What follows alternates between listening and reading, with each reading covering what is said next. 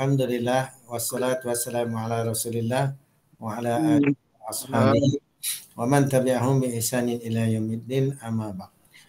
Tuan-tuan dan puan jemaah muslimin muslimat yang dikasihi sekalian, untuk kelas malam ini perkongsian bersama dengan saya perkara yang basic sebenarnya, asas untuk kita fahami hal-hal yang terkait dengan kepimpinan dan pengurusan umat Islam berasaskan kepada syariat Islam. Baik, bila kita sebut hal kepimpinan ni sebenarnya ramai orang kadang-kadang tak perasan kita baca dalam doa kita, antaranya doa yang kita ambil daripada Al-Quran. Rabbana hablana min azwajina wa dhurriyyatina qurrata a'yunin waj'alna lil muttaqina imama.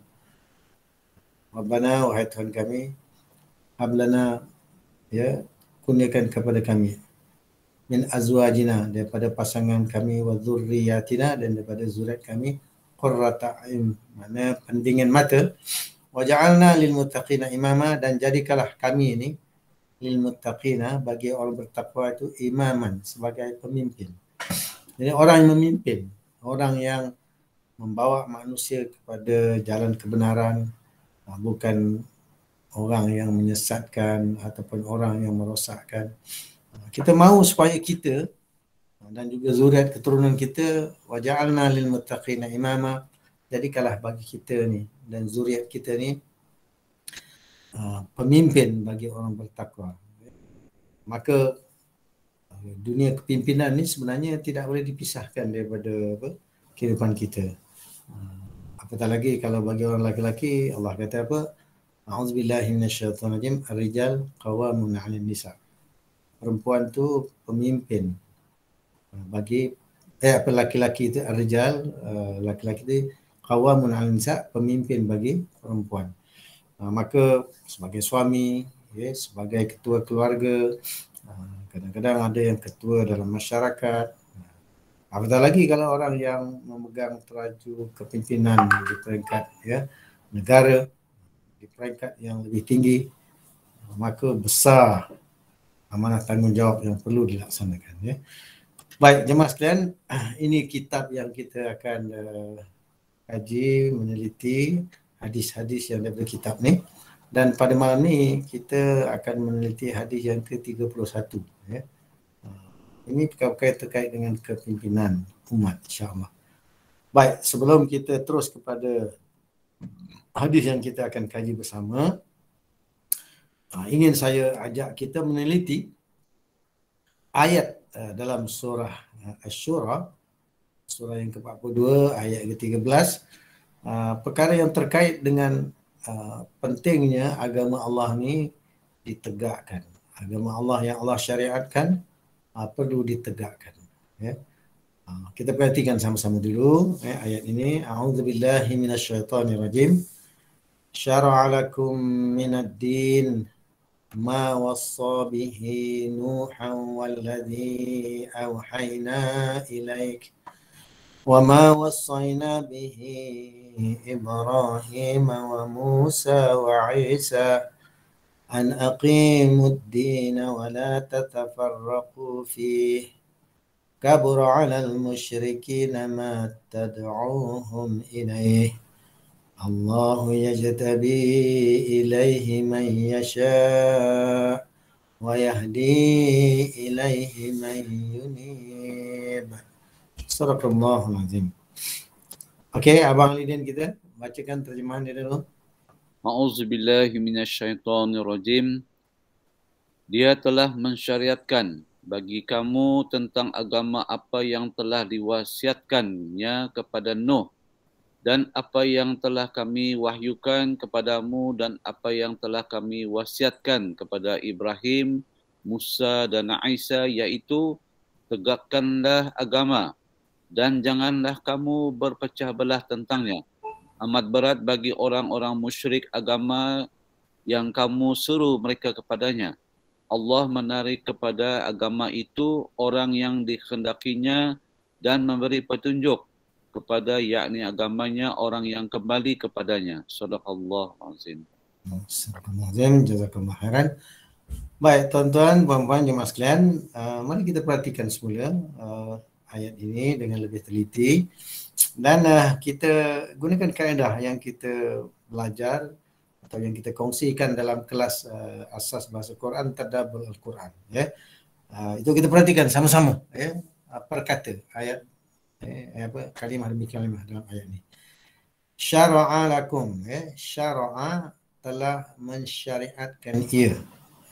Maksudnya Allah telah mensyariatkan lakum, lam tu bagi kum, kamu, min daripada ad-dini, ad-din itu. Ad-din mana? Agama kalau bahasa kita. Yang kita tahu agama itu agama Allah. Jadi Allah dia telah mensyariatkan bagi kamu min ad-din daripada agama itu. Ma wasa bihi Nuha. Ma apa yang wasa telah ia wasiatkan, mana apa yang telah dia beritahu ataupun telah dia turunkan bihi dengannya Nuhan akan Nabi Nuh. Jadi dulu Nabi Nuh pun terima agama daripada Allah sebagaimana kamu, itu bila kamu itu makna Nabi Muhammad SAW dan umat dia, kita semua. Jadi agama itu juga Allah telah wasiatkan, yang Allah syariatkan, Allah beritahu kepada Nabi Nuh. Wallazi auhayna ilaik, wa dan allazi yang auhayna telah kami wahyukan ilaika kepada engkau. Engkau itu Nabi Muhammad sallallahu alaihi wasallam. Wa ma, wa dan ma apa yang wasaina telah kami wasiatkan. Jadi mana telah kami wasiatkan itu mana telah kami wahyukan, telah kami ajarkan, telah kami bagi tahu bihi, bi dengan hinya, dengan agama itu Ibrahim, Nabi Ibrahim, wa Musa dan Nabi Musa, wa Isa dan Nabi Isa. Jadi agama-agama yang Allah perintahkan, Allah wasiatkan, Allah wahyukan kepada Nabi Muhammad sallallahu alaihi wasallam dan juga kepada nabi-nabi yang terdahulu. Semuanya adalah syara'a lakum. Telah Allah Ta'ala syariatkan bagi kamu. Jadi agama Allah ni peraturan-peraturannya Allah Ta'ala yang tetapkan. Bukan Nabi Muhammad yang reka-reka dan buat-buat. Tidak. Allah sendiri yang mensyariatkan. Maka untuk agama Allah ini aqimuddin, bahawa aqimuddin, dirikanlah oleh kamu ad-din itu. An aqimuddin, bahawasanya dirikanlah oleh kamu, dirikan, tegakkan, laksanakan, hidupkan ad-din itu. Ini perintah yang sangat penting ni, untuk kita fahamkan. Jadi macam kita lah selalu aqimus solat, dirikan solat. Jadi mendirikan solat ni maknanya kita mengerjakan solat, mana kita melaksanakan perintah Allah yang Allah syariatkan itu. Maka ad-din juga Allah perintahkan. Sebagaimana Allah perintahkan solat, maka Allah juga perintahkan aqimuddin, dirikan oleh kamu, tegakkan oleh kamu akan ad-din itu. Sebab bila sebut ad-din ni, ayat lain Allah kata apa? Inna ad-dina 'indallahil Islam. Sesungguhnya ad-din di sisi Allah adalah Islam. Jadi ditegakkan agama Allah ni. Wala tatafarraqu fihi, wa dan la jangan tatafarraqu kamu bercerai-berai fihi dalamnya, itu dalam agama ni. Jangan bercerai-berai, kena bersatu. Ini penting kita nak kena faham bahawa bila kita nak bersatu, maka bersatu di dalam agama Allah. Maka inilah asas, inilah foundation untuk kita mengatur kehidupan umat ni, kehidupan manusia. Maka agama Allah tu menjadi perkara yang besar yang perlu kita tegakkan. Dan of course nak menegakkan agama Allah memerlukan ilmu. Sebab kalau orang yang beramal, buat aktiviti, tak ikut apa yang Allah perintah dan syariatkan, Nabi SAW pernah pesan, man amila amalan laisa alaihi amruna fahuwa raddun. orang yang beramal akan amalan. Laisa alaihi amruna. Tiadalah atasnya perintah kami. Mana bukan apa yang Allah suruh, bukan yang Allah perintah, bukan Allah syariatkan. Fahuwa raddun, maka dia tu tertolak, tak diterima. Maka tak diterima sebagai amal soleh. Kalau dah amal tu tidak soleh, maka dia bukan yang soleh, maknanya amal yang salah lah. Maka bila amal yang salah ni, ini yang kita kata di hari kemudian besok jadi orang yang salah. Salah dalam mengatur kehidupan, salah dalam mengatur ibadah, salah dalam mengatur pelbagai perkara yang akan kita bincangkan lebih terperinci nanti. Ya. Seterusnya, kabura 'alal musyrikin, kabura telah berat, telah besarlah 'alal musyrikin, atas orang-orang musyrikin itu, ma tad'uhum ilaih, ma apa yang tad'u kamu seru hum mereka ilahi kepadanya. Jadi Nabi SAW menyuruh orang-orang musyrik kepada agama Allah. Kalau kita tengok dalam ayat Quran, Allah kata, qul hadhihi sabili ad'u ila Allah ala basiratin. Katakan wahai Muhammad, hadhihi sabili, ini dia jalanku, ad'u ila Allah, aku menyeru kepada Allah. Ala basirah, berdasarkan keterangan wahyu yang Allah turunkan, berdasarkan syariat yang Allah telah tetapkan. Jadi Rasul SAW mengajak manusia kepada Islam, mengajak manusia menegakkan agama Islam, agama Allah. Orang musyrik dia rasa berat, dia rasa susah, dia rasa payah. Taqilah, berat. Bagi kita jangan jadi macam orang musyrik, berat, payah, susah nak terima seruan dakwah Nabi SAW, seruan keimanan, seruan keislaman yang Allah Ta'ala perintahkan. Jadi orang musyrik susah nak terima apa yang Allah syariatkan. Kerana bila orang musyrik, kerana dalam diri itu ada sifat syirik, menyekutukan Allah Ta'ala, membesarkan selain dari Allah Ta'ala dalam kehidupannya. Kalau orang kafir Quraisy dulu membesarkan berhala-berhala, membesarkan hawa nafsu mereka. Orang Yahudi Nasrani membesarkan para rahib dan ahbar, makna pendeta dan juga rahib-rahib. Maka kita jangan buat macam tu. Kita mesti Allahu Akbar, Allah yang maha besar. Maka kita jadikan agama Allah ni agama yang kita tegak perjuangkan, al-Islamu ya'lu wa la yu'la alaih. Islam itu tinggi, tak ada yang lebih tinggi daripadanya. Maka jangan kita merendah-rendahkan, meremehkan, apatah lagi mempersendakan ataupun menghalang pula orang daripada agama dan syariat Allah. Seterusnya Allah beritahu, Allahu yajtabi ilaihi man yasha. Allah dia pilih kepadanya, yajtabi ilaihi, dia memilih kepadanya man yasha, orang yang dia kehendaki. Allah nak pilih siapa saja itu hak Allah. Kita jangan pertikai dan persoalkan. Ya. Wa yahdi ilaihi man yunib, dan dia menunjuk kepadanya orang yang yunibu, ia kembali. Ini penting nak kita kena faham. Allah akan memberi petunjuk kepada orang yang kembali kepada Allah. Orang yang berusaha kembali kepada agama Allah. Orang yang kembali kepada kitab Allah. Orang yang berusaha kembali kepada sunnah Rasulullah. Orang yang kembali kepada agama Allah secara keseluruhan. Maka orang yang berusaha itu Allah akan tunjuk. Ada ayat lain Allah kata apa? Walladzina jahadu fina lanahdiyannahum subulana. Orang-orang yang bersungguh-sungguh mereka pada jalan kami. Ya. Allah kata kami akan tunjuk mereka jalan-jalan kami. Ya. Walladzina jahadu fina lanahdiyannahum subulana. Maka kita sebagai manusia yang diuji, maka kita kena berusaha dengan usaha yang betul.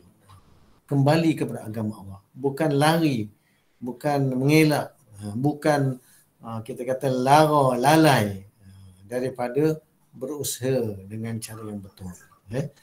Jadi jemaah sekalian, itu mukadimah yang panjang. Baik, apa yang kita nak kaji pada malam ni, ya? Hadis. Hadis yang terkait dengan apa yang dalam mukadimah juga tadi. Ya? Hadis yang berkaitan dengan, ini tajuk dia, hal pemerintahan, simpul Islam yang menjadi tempat bergantungnya perkara-perkara lainnya. Hadis yang ke-31. Baik, ini hadis dia, kita tengok sama-sama. Nanti kita akan ulas. Nabi SAW. Qala sallallahu alaihi wasallam. La yunqadanna ural Islam urwatan. Fakullaman taqadat urwatun tashabbathan nasu bilati taliha. Wa awwaluhunna naqdan al-hukmu wa akhiruhunna as-salah. Baik, Abang Alidin, dia tolong baca bacakan terjemahan itu. Simpul Islam akan terlepas satu demi satu. Setiap kali sebuah simpul yang menjadi tempat bergantungnya manusia terlepas, akan diikuti dengan terlepasnya simpul-simpul lainnya. Dan simpul pertama yang terlepas adalah yakni perkara pemerintahan. Sedangkan simpul terakhir yakni yang terlepas adalah perkara solat. Musnad Ahmad nombor 21139. Okey, now kita tengok terjemahan bahasa Inggeris kelaklah supaya kita dapat widen. Sebenarnya kita sedang masuk dalam kita kata bab crucial nature of ruling and unity. Itu bahasa Inggeris. Kalau bahasa Melayu tu sorry saya tak sebut dia punya tajuk besar tadi. Kita masuk ke bab tajuk besar. Ni dia. Beberapa aspek penting dalam pemerintahan dan persatuan. Jadi ini terjemahan Melayu Indonesia lah. Perkara penting dalam hal pemerintahan dan juga persatuan. Itulah yang kita baca tadi. Jadi kita nak tengok terjemahan bahasa Inggeris. Itu yang saya kata tadi. Kita nak tengok terjemahan bahasa Inggeris. Okay. Jadi dia macam ni. Terjemahan dia, saya besarkan sikit dia punya. Okey. Abang Alidin kita dia belajar ke Australia, bahasa Inggeris pun tak ada masalah. Okey, terjemah Abang Alidin kita. Bolehlah tertry. Lama tak baca ke? Bahasa Inggeris. Okey, Kenan. Okay. The knots of Islam will be undone one by one. Each time a knot is undone, the next one will be grabs. The first to be undone will be the ruling and the last will be prayer. Betul. Okey, mari kita tengok dia punya terjemahan perkata, ya. Layung qaban. Lam tu sesungguhnya, ya. Lam tu sesungguhnya, lam di atas la tu sesungguhnya. Yung qadanna, ia pasti terlerai. Ia pasti terlepas. Ia pasti terburai. Oral Islam, oral tu ikatan Islami Islam. Oral Islami, ikatan Islam itu. Jadi simpulan Islam disebut ni yang menyimpul, yang mengikat. Maka akan terlerai simpulan ataupun ikatan Islam tu urwatan satu, keadaan satu ikatan atau simpulan, urwatan satu simpulan atau satu ikatan. Jadi yang mengikat kita dalam agama Islam ni, yang menyatukan kita, dia akan terlerai satu demi satu. Itu yang kita kena faham ni. Tali ikatan Islam, simpulan Islam yang mengikat kita ni akan terlerai satu demi satu. Fakullama, maka kullama setiap kali apa yang maka kullanya tiap-tiap, apa yang, maka tiap-tiap apa yang intaqadat telah terlerai ia urwatun oleh satu ikatan atau simpulan, tashabbatha ia berpaut, annasu oleh manusia itu ia berpaut atau ia berpegang, An-nasu manusia itu billati dengan yang taliha berikutnya. Taliha berikutnya. Jadi bila satu ikatan tu dah terlerai, satu simpulan dah terlerai, dah tak boleh nak pegang dah. Maka orang akan berusaha untuk nak berpaut kepada ikatan berikutnya. Jadi manusia nak pegang kepada agama Allah. Tapi ikatan tu, simpulan tu akan terlerai. Maka akan mula berkecai lah. Mula nak berpaut kepada yang berikut. Yang satu lagi terlerai lagi. Itu dia. Wa awalu hunna. Wa dan awalu, awalnya. Awalu, awal. Pertama. Hunna, mereka. Maksudnya ikatan-ikatan yang banyak tadi tu. Pertama daripada ikatan-ikatan naqdan akan keadaan terlerai, akan terlepas atau terburai, al-hukmu, pemerintahan itu. Jadi yang mula-mula terlerai, yang mula-mula terlepas, mula-mula terburai, simpulan ikatan Islam yang mengikat, yang menyatukan umat ini, yang mula-mula terlerai apa dia? Al-hukmu, pemerintahan itu. Wa akhiruh, wa dan akhiruh, yang akhir, yang last sekali, hunna, daripada mereka tu maknanya ikatan-ikatan tadi, as-salatu, salat.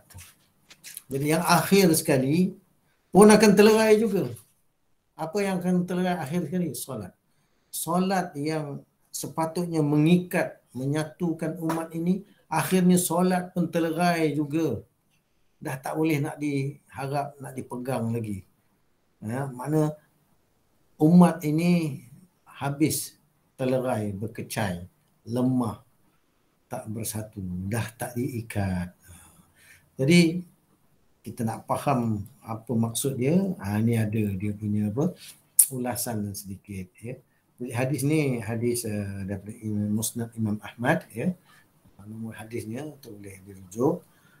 Baik, penjelasan. Kita tengok sedikit penjelasan yang ada, yang dicatat di sini. Adalah Rasulullah Muhammad sallallahu alaihi wasallam yang telah mengikatkan simpul-simpul Islam. Jadi Rasul sallallahu alaihi wasallam dia yang mengikatkan, dia yang menyatukan, dia yang memperkukuhkan kita semua dalam agama Islam. Maka ketika Rasul ada, maka semua tu diikat, kemas, rapi. Termasuklah pemerintahan, dan juga solat, dan juga ikatan-ikatan lain. Jadi ikatan-ikatan lain ni apa? Ni nanti insya-Allah kita akan kaji sedikit lagi. Termasuk simpul yang paling penting. Yang paling penting apa dia? Tengok muka surat berikut. Iaitu perkara pemerintahan. Yang paling penting itu pemerintahan. Setelah beliau berhasil mendirikan negara Islam di antara orang-orang Ansar, Muhajirin dan orang-orang non-Muslim sekitar Yathrib. Setelah beliau berhijrah meninggalkan kaumnya di Mekah. Jadi kita kena faham, Rasul SAW bila hijrah dari Mekah ke Madinah, di Madinah bermulanya era di mana kenegaraan Islam wujud, ada, ditegakkan. Jadi proses bagaimana negara Islam itu ditegakkan, ini kita kena kaji juga. Dan ringkasnya kita tahulah. Ringkasnya kita tahu ketika kita kata di sekitar tahun 12 Hijrah, apabila Allah Subhanahu Wa Taala nak memberikan kemenangan, maka nak beri kemenangan kepada agamanya dan juga kepada umat Islam yang di bawah kepimpinan Rasul SAW. Maka di kota Mekah kita tahu orang-orang kafir Quraisy menentang, menghalang, tak mau beri laluan bagi agama Allah ni ditegakkan, untuk dikembangkan. Maka sampai masanya Allah Ta'ala perintahkan kepada Nabi SAW supaya mencari tempat lain yang mana Nabi pernah diperlihatkan waktu baginda dalam perjalanan Isra. Diperjalankan waktu malam daripada Mekah ke Masjidil Aqsa, kan? Kan tempat persinggahan pertama itu di satu ke tempat yang Nabi lihat ada banyak pokok-pokok korma subur, dan bila berhenti dan solat di situ selepas berjalan semula, Jibril tanya, tahu tak kat mana yang kau singgah berhenti solat tadi tu? Maka Nabi kata tak tahu. Dia kata itulah Thayyibah. Itulah tempat engkau akan hijrah, tempat yang baik. Tapi tak dibagi alamat khusus, GPS ataupun nama. Maka Nabi SAW faham, wah akan ada tempat yang dia akan berhijrah, yang mana nanti di situ akan Islam berkembang dengan subur. Maka baginda kena berusaha mencari mana tempat itu, mana orang dia yang akan memberikan nusrah, bantuan untuk ditegakkan agama Allah. Jadi bila dah sampai perintah Allah untuk Nabi SAW mencari siapa yang boleh bagi nusrah, pertolongan, bantuan supaya nanti agama Allah ni dapat ditegakkan secara keseluruhan sebagai sistem hidup yang lengkap sempurna dalam bentuk kenegaraan yang mempunyai bidang kuasa untuk menerapkan syariat. Itu yang Rasulullah SAW berusaha pergi ke mana? Taif dulu. Sebab Taif tu pun satu dia panggil city states. Kita kena faham dulu konsep tu, negara bandar, city states. Maka baginda Rasulullah SAW dengan ditemani oleh sahabat, maka pergi ke sana dan baginda berjumpa dengan tokoh-tokoh. Bukan jumpa orang biasa, pergi jumpa tokoh-tokoh yang berkuasa di Taif. Maka baginda mengajak mereka masuk Islam, mengajak mereka supaya nanti beri bantuan pertolongan supaya agama Allah ini dapat dihidupkan, ditegakkan. Maka bagi tahu kepada orang, kalau mereka bantu, Allah akan berikan kemenangan, kejayaan, kemuliaan. Jadi dia orang bila dengar macam tu, apatah lagi bila Rasul mengajak supaya beri baginda kepimpinan, bidang kuasa supaya apa, nanti sebagai pemimpin di sana nanti boleh menerapkan, menghidupkan segala syariat yang Allah telah turunkan. Mereka tahu bahawa Rasul minta kuasa, minta menjadi pemimpin di sana, dan mereka pula diajak masuk Islam dan mereka kena tunduk kepada ajaran Islam. Bagi mereka ini permintaan yang melampau lah. Bagi mereka ini permintaan yang bukan-bukan. Maka baginda Rasulullah SAW dihalau, bahkan disuruh orang-orang budak-budak pergi menyakiti baginda supaya keluar daripada Taif.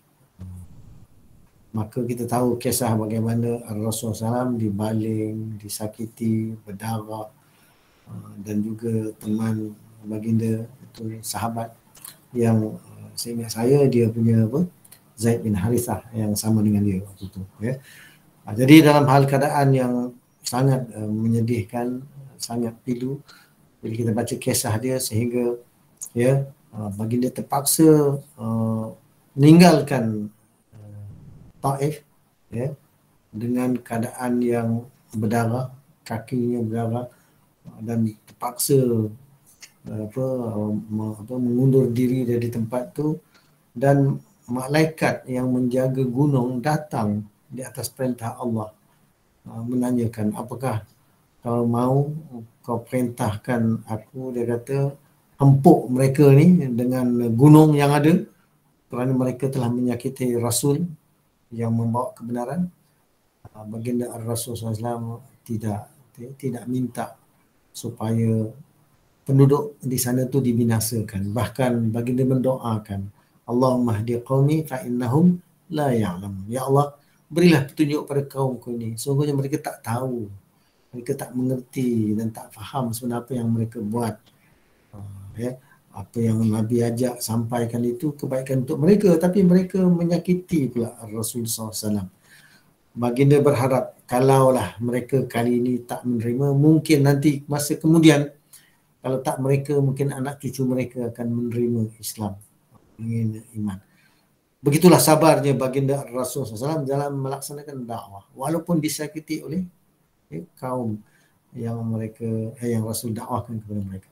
Jadi bila usaha baginda dengan penduduk di Taif tidak berjaya, maka baginda menumpukan pula kepada kabilah-kabilah yang lain yang ada di sekeliling Mekah.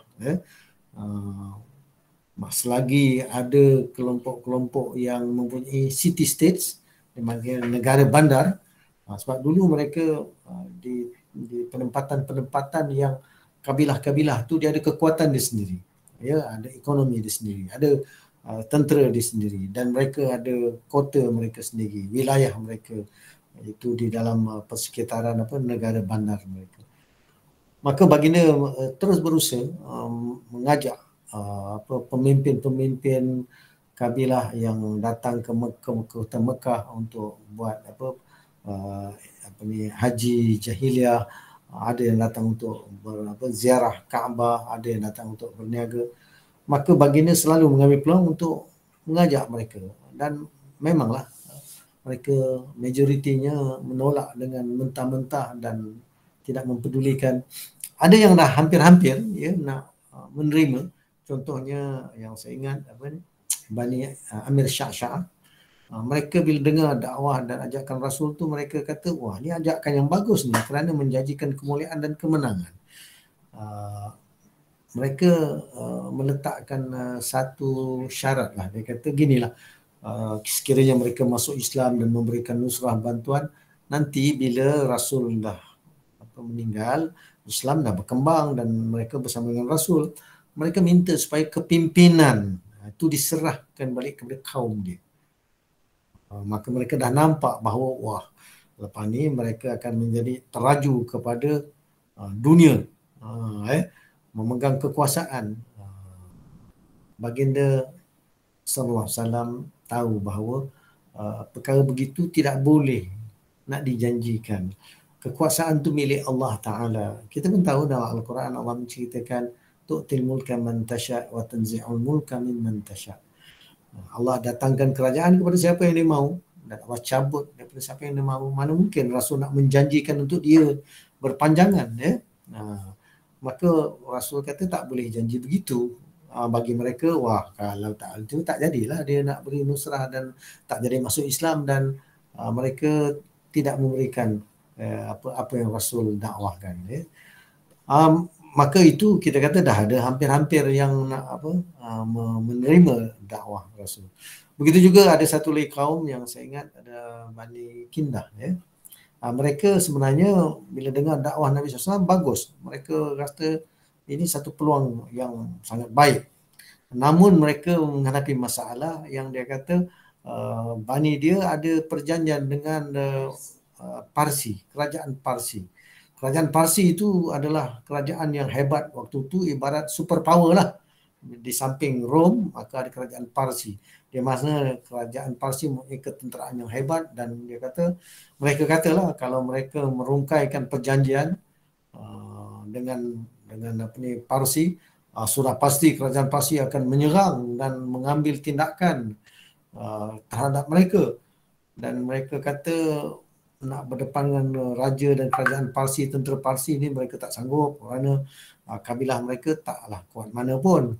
Ini pula dia kata nak bantu Nabi SAW untuk menegakkan Islam yang sudah pasti mendapat penentangan orang Parsi. Mereka belum beriman dan mereka pun tidak yakin bahawa Allah akan bantu memberi kemenangan sebagaimana yang Nabi terangkan, ya. Jadi bagi mereka, mereka tak sanggup untuk menerima ajakan Nabi SAW. Jadi Nabi SAW tetap bersabar, ya, tidak berkompromi ataupun macam dia panggil apa, mungkin kalau orang zaman sekarang lah, terima je lah dulu, syarat-syarat yang mereka tu janji beri kuasa, nanti besok kemudian kita dakwahkan dia balik, terangkan dia balik bahawa tak boleh begitu, boleh begini, seolah-olah macam apa, tidak mendapati janji. Jadi Rasul SAW dia berterus terang bahawa tidak boleh berjanji kepada mereka ni dengan perkara-perkara yang tak Allah izinkan. Maka sekali lagi peluang yang hampir-hampir itu terlepas, belum lagi dapat. Jadi Rasul SAW tetap sabar melaksanakan dakwah, mencari tempat, mencari kaum mana yang sanggup menerima. Maka bila dah Allah nak berikan kemenangan, Allah pertemukan dengan Aus dan Khazraj. Jadi bila Aus dan Khazraj, kita tahu ada kisah yang berasingan. Kelompok Khazraj bertemu dan Nabi dakwahkan kepada kepimpinan atau kepada wakil-wakil daripada mereka. Begitu juga daripada kelompok Aus dalam sesi yang lain ada bertemu. Dan di kalangan mereka tu melihat bahawa ini peluang yang baik ni. Namun mereka juga begitu berhati-hati. Dia kata kami kena balik ke kaum kami di Yathrib, kena ceritakan kepada orang-orang yang senior daripada mereka mengenai kebaikan yang Nabi ajak. Dan mereka pun, kedua kelompok ni tahu bahawa Aus dan Khazraj telah lama berperang dan mereka pun sebenarnya dah bosan dengan berbunuh-bunuhan, kerana bila berperang ni di kalangan terbaik-terbaik mereka ramai yang terkorban. Maka mereka pun tahu, dia kata kalau kau lah wahai Muhammad boleh menyatukan kami ni, Aus dan Khazraj, dengan agama yang kau serukan ini, maka kau lah orang terbaik di kalangan kami. Sudah pasti kami suka kau datang ke sana dan membawa agama ni dan kita hidupkan agama Allah ni dan kita mulakan era baru di Yathrib. Maka dengan izin Allah datanglah wakil daripada mereka untuk berjumpa Nabi SAW ketika Bai'ah Aqabah pertama, dan direngkaskan tahun berikutnya Bai'ah Aqabah kedua. Selepas Bai'ah Aqabah pertama, Rasulullah SAW mengantar seorang sahabat, Mus'ab bin Umair, yang pergi ke sana untuk mengajar mereka Al-Quran dan mengajar mereka Islam. Dan kita tahu Al-Quran masa itu belum sempurna turun lagi. Maka Mus'ab bin Umair menjadi seorang mukri, orang yang membacakan Al-Quran kepada masyarakat di Yathrib, sehingga bagaimana Allah Ta'ala membuka jalan kebaikan, ramai yang masuk Islam. Dan Bai'ah Aqabah kedua didatangi oleh bilangan yang seingat saya 75, termasuk 3 wanita. Dan kita tahu selepas daripada itu Rasulullah SAW perintahkan para sahabat mula hijrah dari Mekah ke Madinah, berperingkat-peringkat, sehinggalah perintah Allah sampai untuk Nabi SAW sendiri hijrah ke Madinah. Itulah kita kata mendirikan negara Islam dengan cara yang tanpa violence, tanpa keganasan, tetapi dengan intellectual discussion, dakwah, mengubah pendirian manusia. Bukan dengan kekerasan, bukan dengan keganasan, dan bukan dengan penipuan, tetapi semua dengan kejujuran. Jadi kita tengok lagi ulasan, sebagaimana dijelaskan Imam Al-Mawardi, telah diharamkan kepimpinan sebagai penerus Nabi dalam mempertahankan agama, kepimpinan sebagai penerus Nabi dalam mempertahankan agama dan mengatur masyarakat, kerana tidak ada Nabi lagi setelah Rasul Muhammad SAW. Jadi itulah yang maksudnya ni kepimpinan sebagai Nabi itu tak berlaku dah. Tetapi kepimpinan diteruskan oleh para khalifah-khalifah. Kenapa? Selepas Rasul SAW tak ada lagi Nabi, tak ada lagi Rasul, kerana dia adalah khataman Nabi. Maka dalam hal ini Imam Baydawi mengatakan bahawa imamah ataupun khilafah adalah pengganti kedudukan Nabi dalam hal penerapan hukum syariat, dan pelindung di atas wilayah kaum muslim. Jadi kita kena faham, selepas baginda Rasul wafat, maka tak ada lagi Nabi dan Rasul. Tak ada kepimpinan dari sudut orang dilantik sebagai Nabi dan Rasul. Tetapi yang dilantik adalah imamah, ataupun khilafah, ya, kepimpinan dalam bentuk imam, khalifah, amir mukminin. Jadi khilafah ni sistem pemerintahan, khalifah tu orangnya, Jadi khalifah tu pengganti kedudukan Nabi dalam hal penerapan hukum syariat dan pelindung di atas wilayah kaum muslim. Jadi kepimpinan negara ni penting, kita kena faham bahawa kerja dia adalah untuk menerapkan syariat Allah dan dia juga main peranan untuk melindung wilayah kaum muslimin, dan dalam wilayah kaum muslimin tu ada kaum muslimin dan juga non muslim. Maka semua warga negara dalam wilayah itu dipelihara. Yang bukan Islam mereka bayar jizyah, dan dengan jizyah yang mereka bayar tu, ya, maka mereka layak mendapat perlindungan, ya, dipelihara kehormatan darah, ya, hak-hak mereka, ya. Maka tanpa imam, kalau tak ada imam, tak ada khalifah, tak ada pemimpin yang melaksanakan penerapan hukum ini, tanpa imam, hukum syarak tidak dapat diterapkan dan wilayah kaum muslim tidak dapat dilindungi dengan baik. Ini realiti yang kita sedang hadapi, ya. Apabila runtuhnya kerajaan Islam, ya, yang kita tahu kubu ataupun pusat pemerintahan yang terakhir kerajaan Islam adalah kerajaan Islam yang di bawah Osmaniyah Turki, ya. Maka kita tahu kejatuhan keruntuhannya pada tahun 1924. Kalau tahun hijrahnya 1342. Lepas daripada itu, negeri-negeri kaum muslim semua dah berkecai dah. Dah tak ada kenegaraan Islam yang wujud di atas muka bumi, maka negeri-negeri kaum muslimin saja yang ada, ya, biladil muslimin. Tapi kita tahu, ya, insya-Allah di akhir zaman Nabi kata akan ada semula matakunu khilafah ala minhaj nubuwah. Kemudian akan ada semula khilafah, sistem pemerintahan Islam itu ala minhaj nubuwah, di atas minhaj cara kenabian.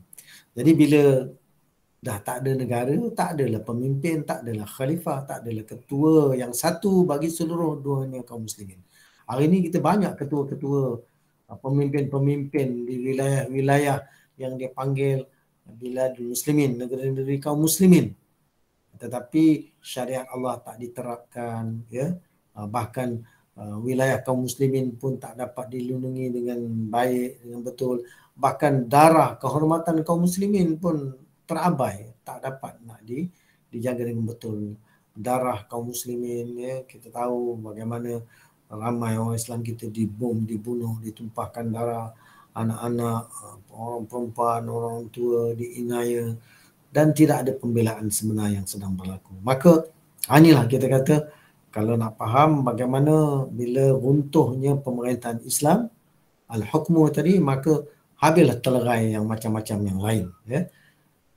Jadi sedikit lagi, hadis di atas menunjukkan bahawa pemerintahan, iaitu kekuasaan, merupakan simbol yang paling penting yang menjaga simpul-simpul lainnya, agar simpul-simpul lainnya tidak terurai ataupun terlepas.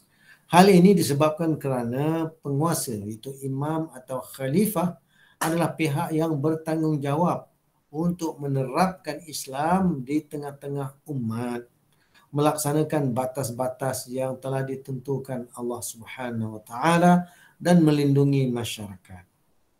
Jadi inilah yang dibincangkan tadi, ya.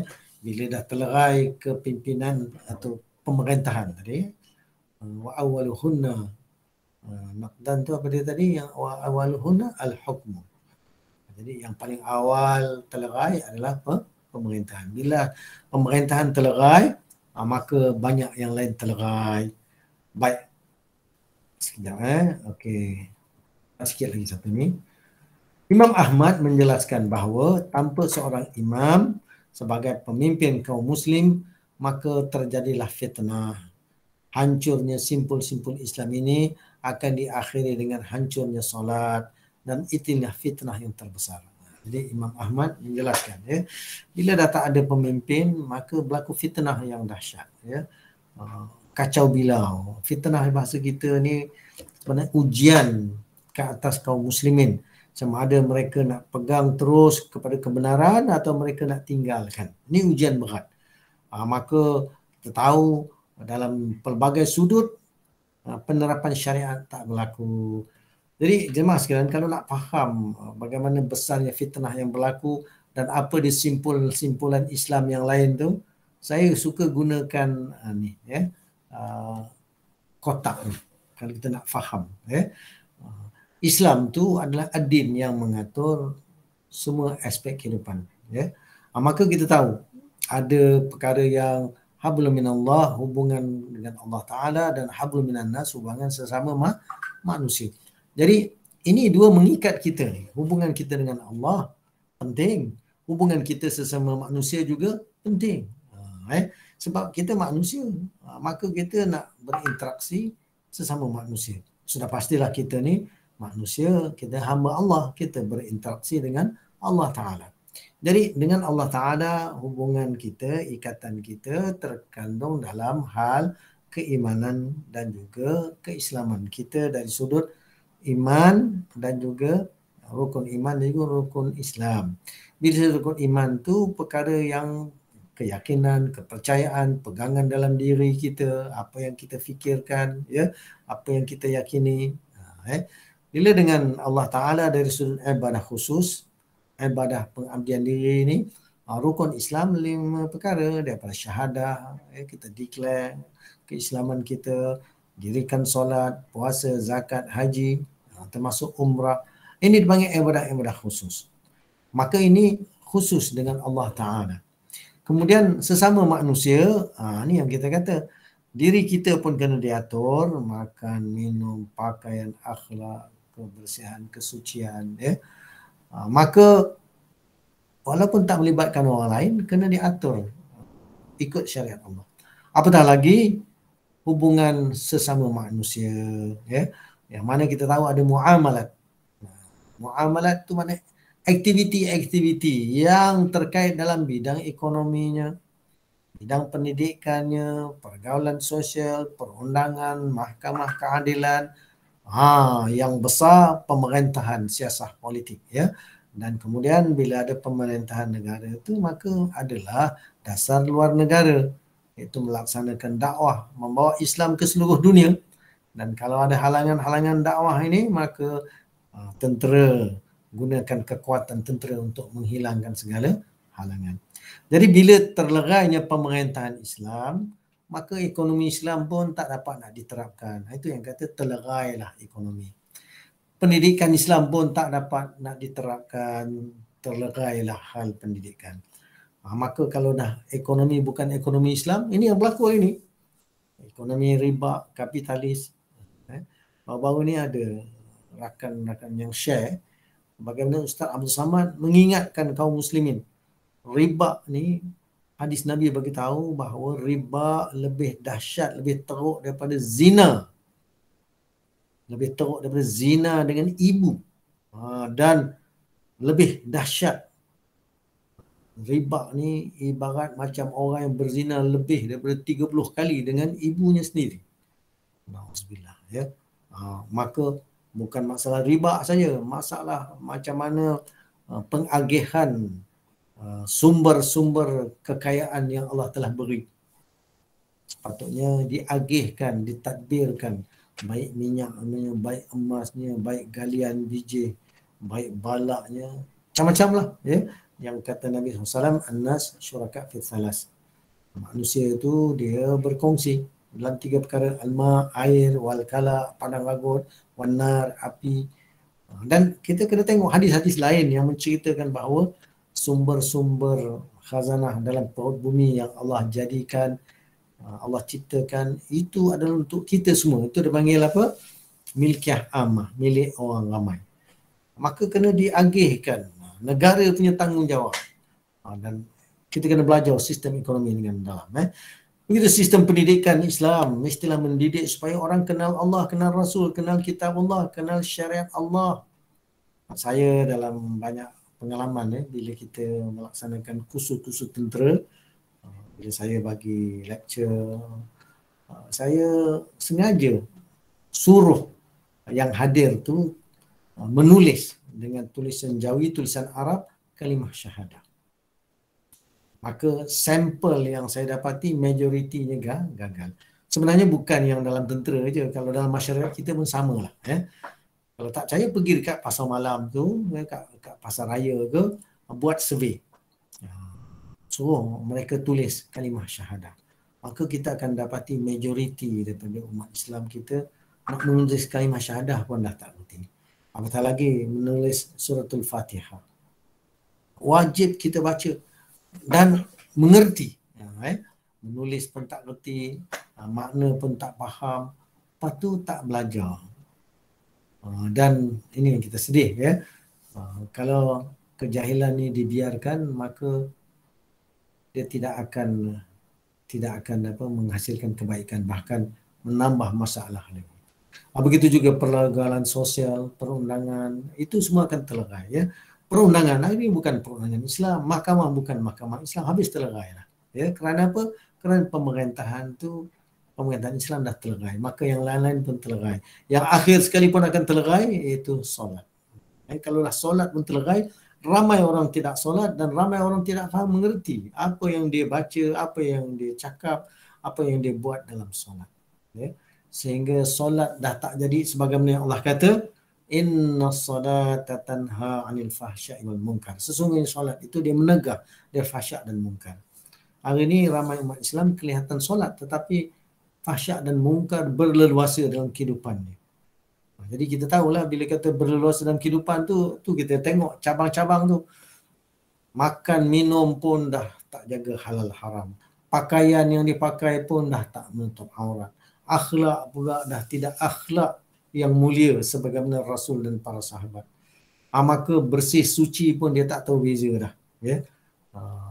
Bagaimana yang dikatakan suci, bagaimana yang dikatakan bersih. Ya. Begitu juga hal-hal yang terkait dengan kesihatan.